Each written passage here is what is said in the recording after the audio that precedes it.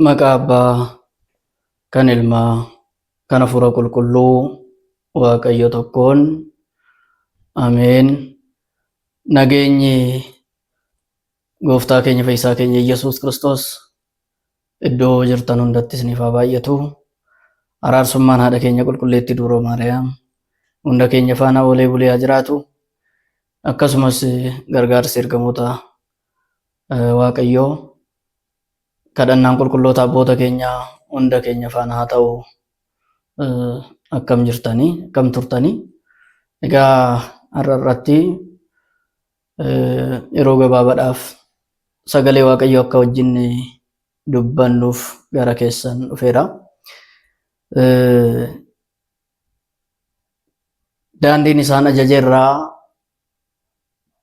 hin sokkanii, ariifatanii sokkanii. Seera bahuu boqonnaa 32 lakkoofsa 8 irratti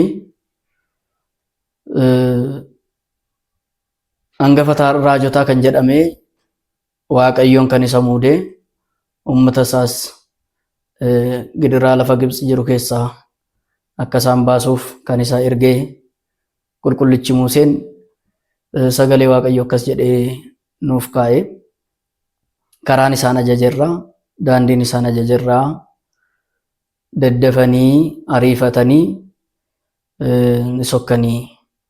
Inni kun yeroodhaaf kan dubbatame namoota Musee wajjin deddeebi'aatii turaniif, samiirraa mannaan gadi roobee fi nyaachaa kan turaniif, bishaan kattaarraa Waaqayyoon dandeettii isaatiin isaaniif burqisiisee karaa Museetiin dhugaa kan turan Israa'eloota fooniif yoo ta'u, xumurri isaa garuu Israa'eloota lubbuudhaafis Waaqayyoon kan hordofan, Kiristoosin kan hordofan hundumaa kan ilaallatudha jechuudha. Egaa daandiin isaan abboomerraa jedha. Waaqayyoon abboommii baay'ee uummata isaatiif laateera.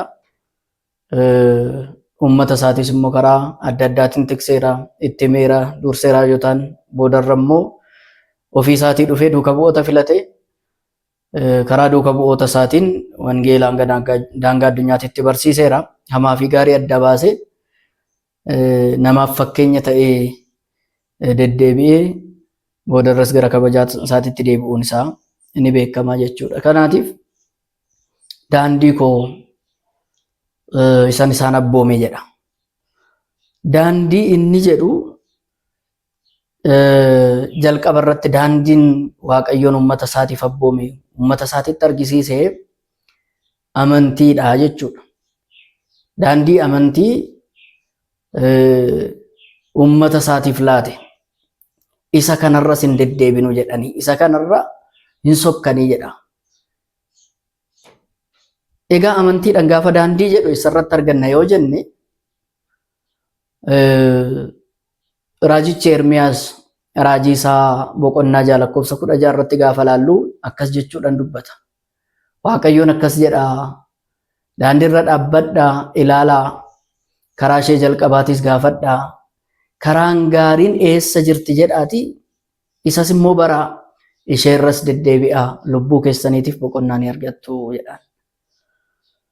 Lubbuu keessaniif boqonnaa ni argattu. Egaa karaan ittiin lubbuudhaaf boqonnaa argatan karaa amantiitiin ta'uu isaati. Mootummaan Waaqayyoo amanuudhaan kan kennamtu, mucummaan Sillaasee karaa amantiitiin ilma namaatiif kan kennamtu ta'uu isaatii fi daandii kanarras namni deddeebi'u hundumtu isaatu fayyina kan argatu ta'uu isaa kitaabni qulqulluun nutti hima. Qulqullichi raajichi Ermiyaas garuu maal jedha? Isaan garuu kanarra deddeebinu jedhanii jedha. Karaa qulqulleettii sana isa Waaqayyoon ilma namaatiif kenne, Kiristoos duuka bu'ootaaf kan kenne, duuka bu'oonni immoo hanga daangaa addunyaatti ishee akka lallabanii fi ishee uummataaf akka ibsan kan taasise sanirra hin deddeebinu jedhanii karaa sanirra ariifachuudhaan jedha. Ariifannaadhaan. Akka raajichi raajisaa keessatti baay'isee gaafan isaan waamu, baay'isanii isaan immoo narraa fagaatanii akka jedhu sana. Baay'isanii narraa fagaatanii jedhee akka dubbatu sana karaa Waaqayyoo tanarraa, daandii Waaqayyoo tanarraa hin deddeebinu jedhanii. Qulqullichi Hoosees Daandii waaqayyoo tanaan yookaan immoo amantii kanaan akkas jedhaan. Karaan waaqayyoo inni qajeeladha. Warri qulqulloonni irra deemu. Warri irra darban garuu irratti kufuu. Warri qulqulloota ta'an irra deemanii too darbu. Warri immoo qajeelota hin taane, warri qulqullummaa san jibban, warri karaa qajeelaa san irra deddeebi'uu dadhaban garuu hin dabarra gaafa jedhan. Dabarree too adeemna gaafa jedhani karaa san irratti itti kufuu. Karaa tanarra darbuu hin danda'anidha. Amantiidhaan namoonni jiraatan karaa qajeelummaa kana warri fudhatan hundumti isaaniitu karaan kun mootummaa waaqayyootiin kan isaan ga'u ta'uusaa bira darbanii kan deeman garuu amantii isaanii gananii amantii isaanii isa qulqulleettii kanarra darbanii kan deeman garuu kan kufan ta'uusaatii fi kufaatiin isaaniitis immoo hamaa kan ta'u ta'uusaa egaa nu ibsaa jechuudha. Karaa biraatiin karaa kan jedhe daandii isaan irraa ariifatanii adeeman ariifatanii irra darban kan jedhe suni hojiidha. Waaqayyoon karaa raajicha Hisqeelittiin akkas jechuun dubbata. Boqonnaa 18 lakkoofsa 25 hanga 30 gaafa laallu akkuma karaa isaatitti nama hundatti itti murteessa jedha. Waaqayyoon gooftaan akkuma karaa isaatti akkuma daandii isaatti nama hundatti itti murteessa. Daandii isaa inni jedhame hojii jechuudha akka qulqullichi Daawit dubbatu sana.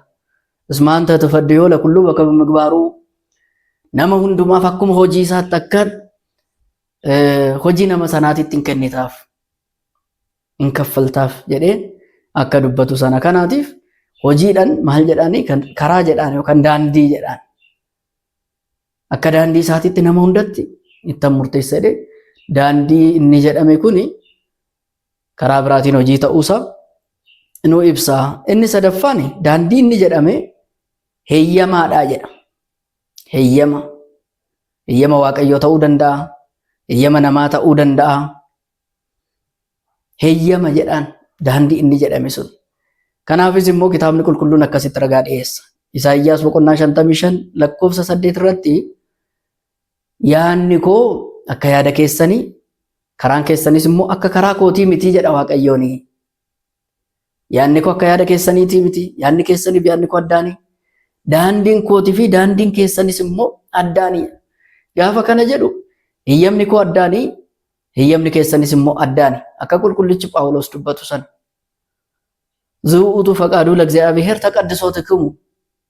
Heeyyamni inni waaqayyoo akkasiin qulqullooftaniif qulqulloota akka taataniif jedha. Heeyyamni ilmi namaa immoo kan ilma namaa immoo faallaa waaqayyootiin qulqullummaa irraa fagaachuu, qulqullummaa dhiibanii gara xuraa'ummaatti adeemu isa sanaadha. Kanaaf yaadni koo akka yaada keessaniitii miti. Karaan kootis immoo akka karaa keessaniitii miti jedha. Kanaatiif heeyyamni koo jechuu isaati. Heeyyamni koo kan keessaniitiin addaani. Heeyyamni keessanis immoo kan kootiin adda ta'eera jedhee waaqayyoon gaafa dubbachuu barbaadu karaa heeyyama isa jedhu kanaatiin daandii jedhee dubbata. Inni xumuraa karaa kan jedhamte wangeela gooftaa keenya Yesuus Kiristoositi. Kanaafis qulqullichi Phaawulos dhiifama qulqullichi Luqaas dubbii raajicha Zakkaariyaas gaafa dubbatu yookaan nu barreessu akkas jedha. Miilawwan keenya karaa nagaatirra nuuf qajeelcheera jedha. Akka raajitti kan dubbate gaafa Yohaannis isaaf dhalatuu fi waa'ee Yohaannisiitiif gaafa raajii dubbatu Zakkaariyaastu dubbate isa kana. Wangeela Luqaas boqonnaa 1 lakkoofsa 79 gaafa laaltan. Zakkaariyaas dubbii kan akka inni dubbate qulqullichi Luqaas nuuf galmeessee akka nu kaa'e in argannaa jechuudha. Kanaatiif wangeelan karaa jedhaan karaa fayyinaa kan taate, karaa nagaa kan taate, karaa jaalalaa kan taate, karaa waaqayyoo fi nama wal qunnamsiistu akka isheen taate, karaa du'aa osoo hin taane karaa fayyinaa, karaa jireenya bara baraa akka isheen taate waa'ee wangeelaa akkasitti dubbata jechuudha. Egaa saboota waaqayyoo karaa kanarra deddeebi'uutu barbaachisaadha. Karaa nagaa kan taate wangeela, karaa jaalalaa kan taate wangeela, karaa jireenya bara baraa kan taate wangeela, karaa fayyina lubbuu keenya kan taate wangeela irra deddeebi'uun dirqama ta'a. Akka oriitii keessatti isaaniif dubbatame akka Israa'eloota foonii sana karaa isaatirra daddafnee maquun hin barbaachisu. daddafanii karaa kootirraa maqanii jedha. Abboommiin isaan abboomeerraa karaa abboommii kootii tuffatanii karaa mataa isaanii filatanii raawwatanii karaa mataa isaaniitirra deddeebi'an malee kan qoon qabanne har'a eenyu laata kan karaa Waaqayyoo qabateetu adeemu? Karaa Waaqayyoo kan filate eenyu? Kiristoos jaalalaaf akka inni gara addunyaa kanaatitti dhufe jaalalaaf akka inni ifa bahe hin beekne. Isa san namni hordofee deemu eenyudha? Kiristoos fayyina keenyaaf akka inni of kenne ni beekna. Karaa fayyina Kiristoos san qabatee kan adeemu har'a eenyudha? Kiristoos uummataa fi alagaa tokko taasisuudhaaf gara addunyaa kanaatti akka inni dhufe ni beekna. Karaa tokkummaa san kan jaalatu eenyudha? Kiristoos lubbuu fi foon walitti araarsuudhaaf akka dhufe ni beekna. Karaa araara Kiristoos saniitiin eenyutu deddeebi'aatee jira? Isaan wal lolaniitoo turan.